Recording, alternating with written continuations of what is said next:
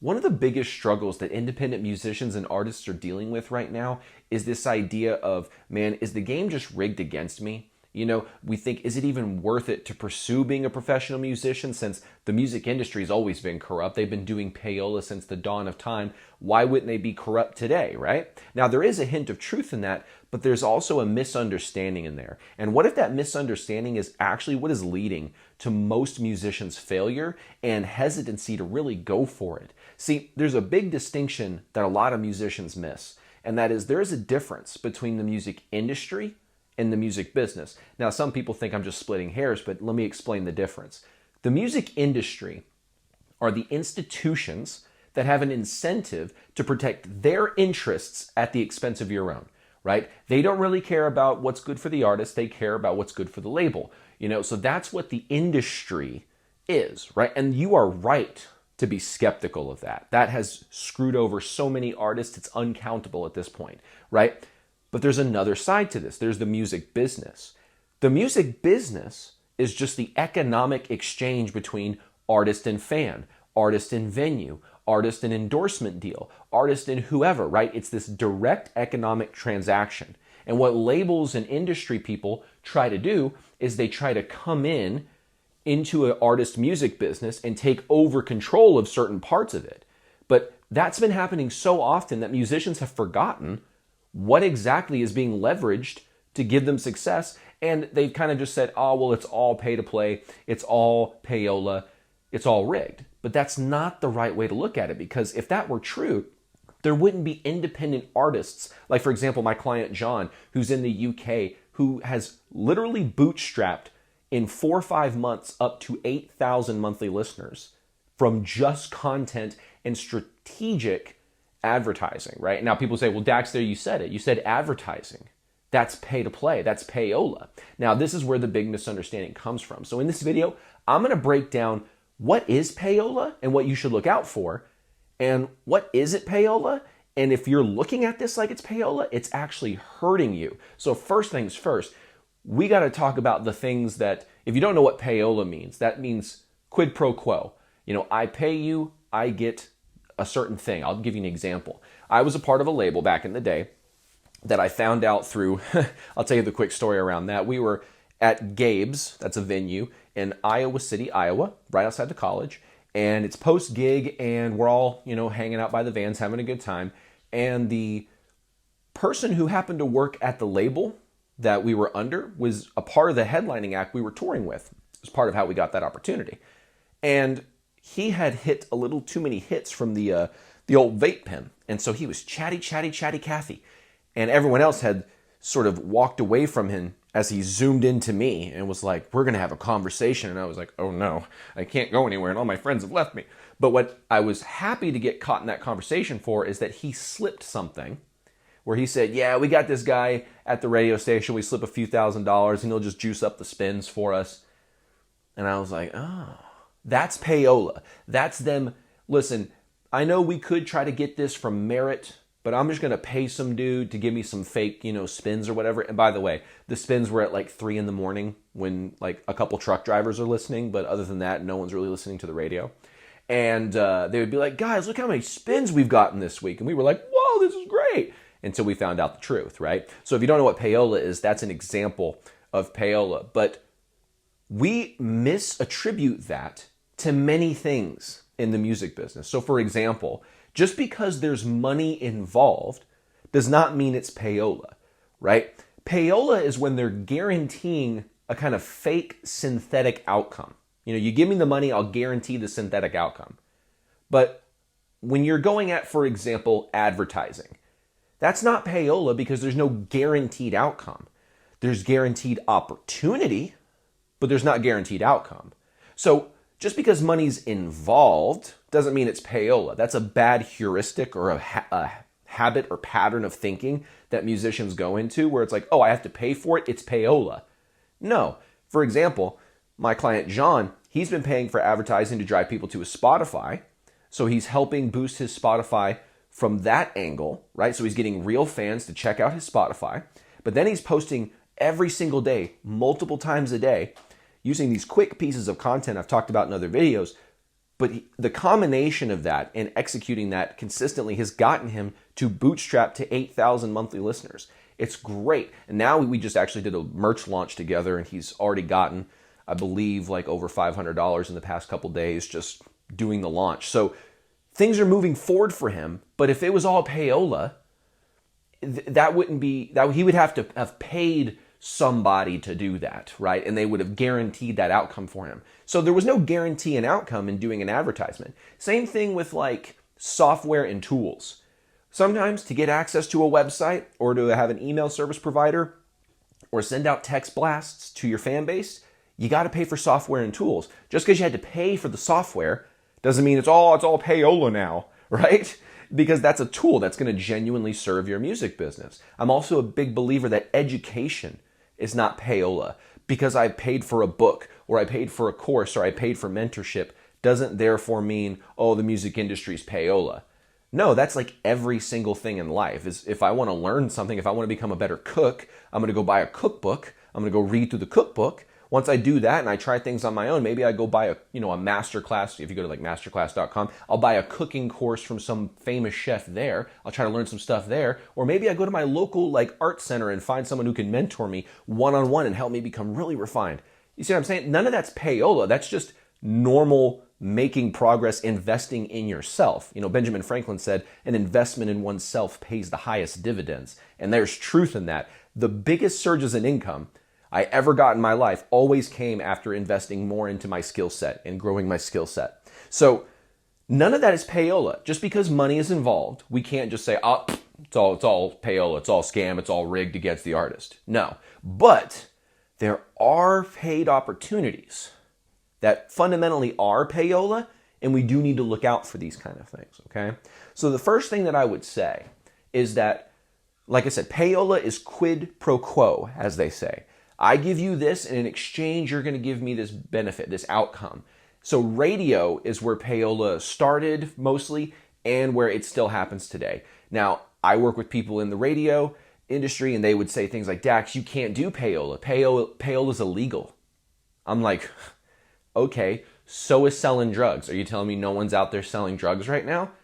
Get real. So just because payola is illegal doesn't mean that artists and labels aren't trying to find ways around the legal definition, but basically doing the same thing. I'll give you an example. I was on the tour bus with Smile Empty Soul way back in the day, and he was explaining to us basically if you have $100,000, you can get close to a number one rock single. But if you don't have that $100,000, you're screwed. Now the question is, are they just giving the $100,000 directly to somebody?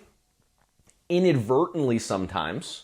Sometimes it's through gifts. Sometimes it's through, not like necessarily like, I gave you a Rolex, now you have to do this for me. But it's like, hey, for example, Shinedown throws a big party. Now keep in mind, it's not really Shinedown, it's Shinedown's label. But they throw on this big party at the top of one of these huge apartments in New York City. The ones with the pools that hang out over the city and all that kind of stuff. It's like, yeah, we just so happen to spend, a few $10,000 more. When I say, they spent $50,000, $60,000, $80,000 or more creating this little environment where the label executives of Shinedown and all the program directors of Cumulus Media and iHeartRadio are all getting together and schmoozing together, where it's like, hey, we got a new single coming out, maybe it makes it onto the airwaves, this is a really nice party, isn't it? Isn't it great? Yeah, my accountant took care of that. You see what I'm saying? It's a little bit more under the table, kind of more assumptive payola, but it's payola nonetheless, right? I told you my story about dealing with that, where they were like, hey, we're doing all this great stuff on radio. And keep in mind, they took all the ownership of the music. So all the financial benefits that come from getting broadcast royalties, we didn't get any of that. Because we didn't know any better. This was like our very first deal. We didn't know anything about the music business at this time. I think this is like 2015, 2016 or so. So we were just naive. We didn't really know. But we discovered what payola was, and we started seeing it in other places. So for example, labels can do payola.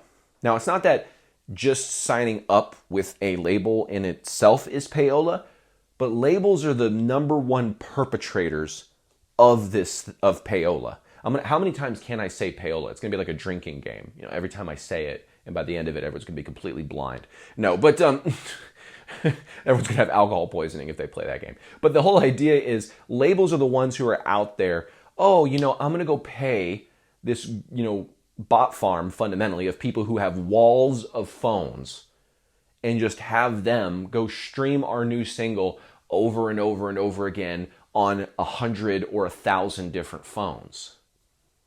Labels do this stuff all the time. Look at the rise of Travis Scott. His manager was doing fundamentally that, was paying for fake streams on SoundCloud, then using that burst in streams to go to publications and other people who had opportunities potentially, and go, look how well this person's blowing up, right? This person's blowing up. You should totally sign them. And then guess what happens? Oh, miraculously Travis Scott's got a record deal. I wonder how that happened. Because someone was paying for bots, Payola, and juicing up stats so they could leverage those stats for deals that are fundamentally based on nothing. And, like, you could say, well, it worked. Okay, you could say that. But once everyone knows kind of where you came from, it does kill your credibility a little bit. Plus, I think Travis has killed enough of his credibility with the festivals that he puts on, but that's a conversation for another day. There's a bunch of documentaries about it. I check it out, check it out if you haven't heard about it. Anyway, but the whole idea there, playlists and bots can be a form of payola, right? So just because you signed up to go to a playlist does not mean, again, oh, there it is, payola, you paid someone to put yourself on a playlist. In a sense, it's like payola adjacent in a way. But there can be some legitimacy to certain playlist services where they're getting you on playlists that don't have bots. But there are lots of, I would care to argue that if it's like an 80-20 distribution, if not a 90-10 distribution of bots to legitimate playlists. Like, if you want to find legitimate opportunities to put your music on a playlist, you're going to have to find that 10% that's been curated by a paid company who provides that as a service to really find a good, playlist that's going to work with you. Back in 2017, we could message a lot of people who had playlists directly, and they would say, like, yeah, for like $25, we'll put you on for the next month or so. And again, that's kind of a form of payola.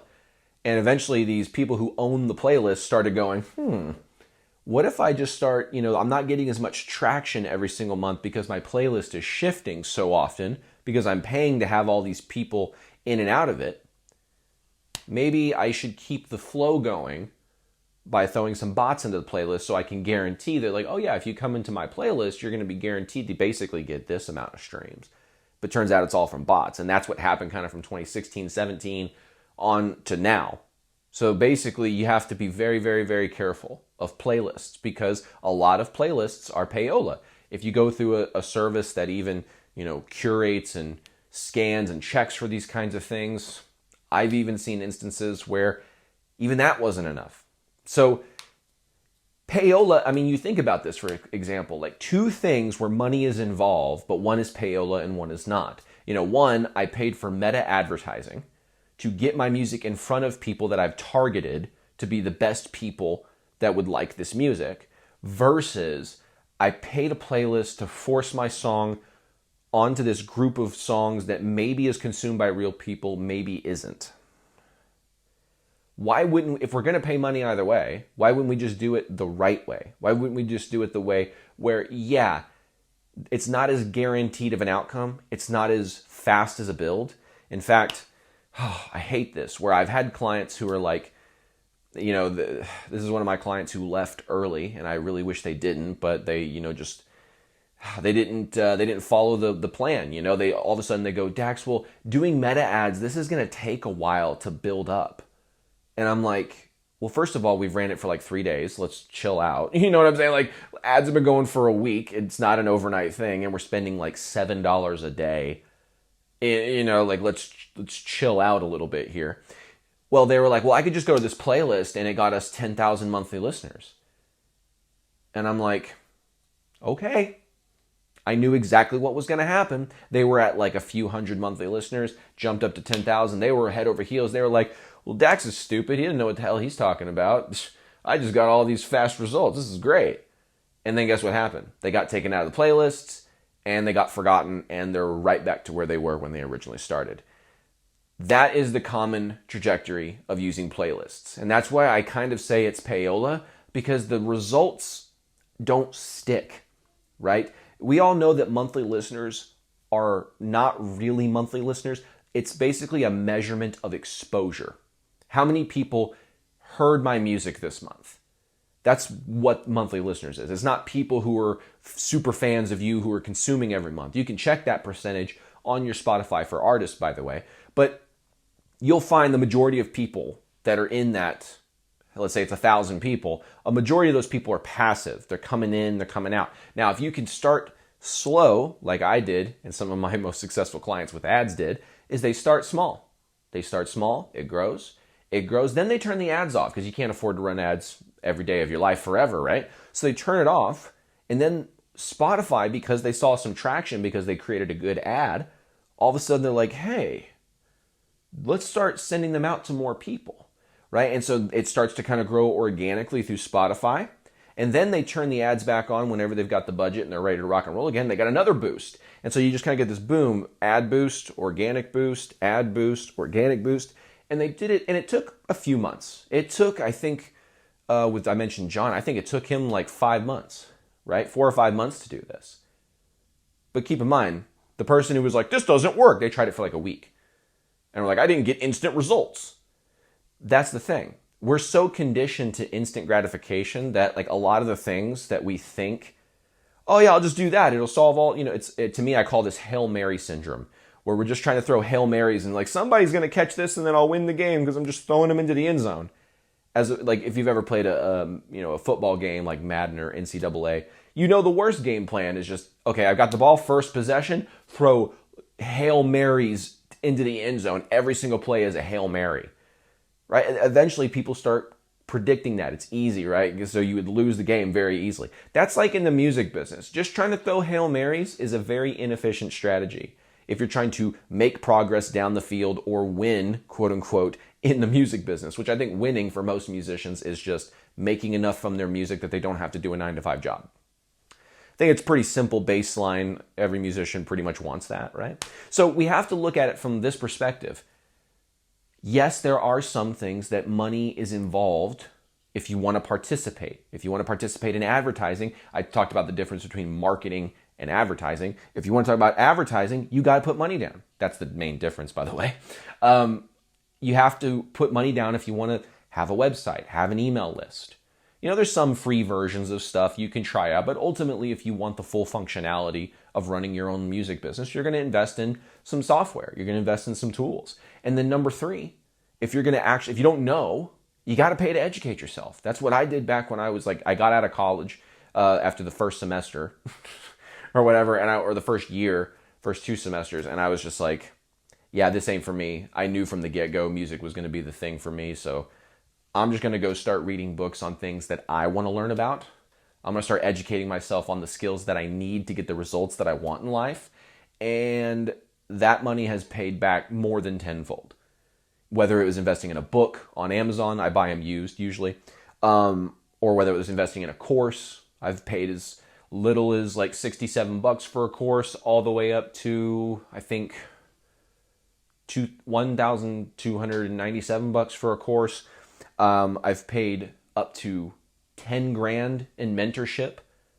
I have made all of that money back tenfold but I would have never gotten to that place if I wasn't willing to invest in myself and invest in my skill set, right? Just like someone who's overweight, unless they commit to the diet plan or have a plan or have some kind of system to lose weight, they're not going to lose weight, right? So I was kind of recognizing myself as sort of an unhealthy financial person of like, I don't know jack about money. I'm a musician, right? So let me get to learning. And I did, and it returned on an investment for me. So when people say, oh, I have to put money down, it's payola, I'm like, oh, well, you have to be a little bit more, you have to think a little bit more high resolution. You can't go to low resolution thinking with this kind of stuff. So what are payola things? Most radio, unless you can get on like a local talent show type gig where there's some DJ who's posting or I should say spinning local music at a certain airtime, like try to get involved with that for sure. That's free. Might as well.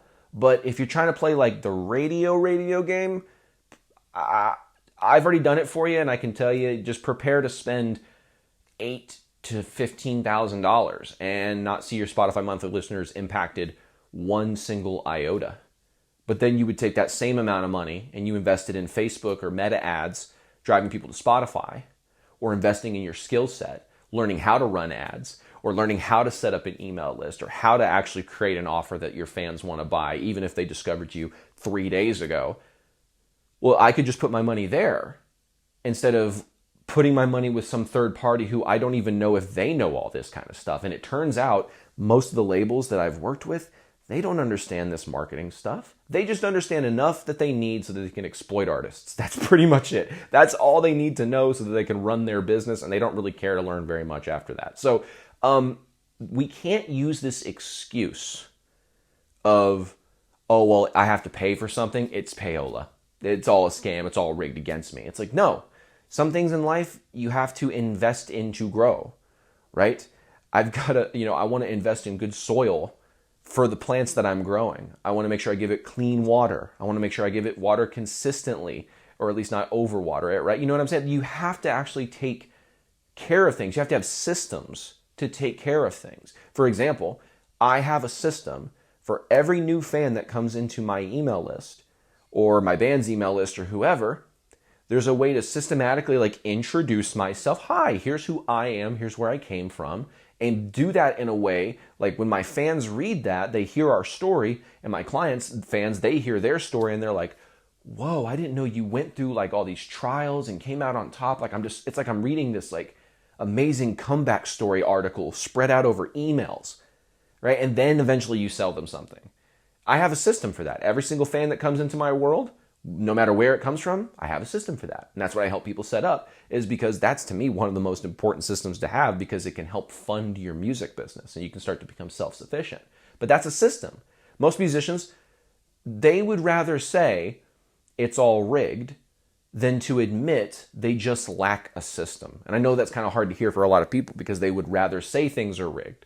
And the industry, if you want to play in the industry playground, that's a rigged playground.